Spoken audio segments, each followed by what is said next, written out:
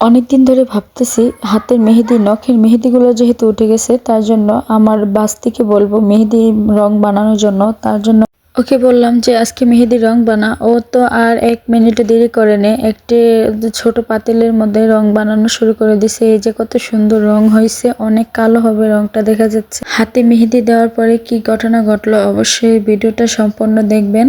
Hello everyone, আসসালামু আলাইকুম। চলে আসলাম আপনাদের মাঝে নতুন আরেকটি ভিডিও শেয়ার করার জন্য। যেহেতু রংটা বিকালে বানানো হয়েছে তার জন্য আমরা আর বিকালে এই রংটা দেয় নাই।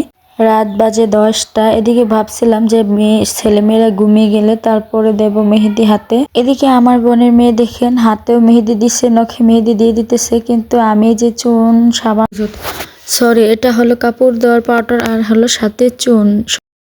আমরা আগে সবসময় চুন সাবান দিতাম, কিন্তু এখন আমার বোনের মেয়ে বলতেছে নাকি পাউডার আর চুন সাথে মিশিয়ে দিলে নাকি রং গাঢ় হয়। এদিকে ও তো দিয়ে দিতেছে। আমি ভাবছিলাম আমার ছেলে ঘুমিয়ে গেলে তারপরে দিব, কিন্তু না, আমার ছেলে এদিকে দুষ্টামি করতেছে। আমি আর বসে না থেকে রাত 10টা বাজে তার জন্য দেওয়ার জন্য প্রস্তুতি নিয়ে নিলাম। এদিকে আমার নখে আমি নিজে অবশেষে দিয়ে দিতেছি। এই যে আমি এদিকে নখে মেহেদি দিতেছি আর আমার দোনো ছেলে মেয়েরা কি দুষ্টামি করতেছে একটু দেখেন। আমার ছেলে অন্যদিন ঘুমিয়ে যায় 9টা, 9:30 বা 10টার ভেতরে, কিন্তু আজকে 10টা 11টা বেজে যাচ্ছে তাও ঘুমাচ্ছে না। তা কি করবে, এই যে ছেলেকে পাশে রেখে আমি নিজে মেহেদি পরে নিলাম। এই যে দেখেন আমি মেহেদি পরে নিলাম, আর এদিকে আমার ছোট যাওয়া মেহেদি পরে নিছে।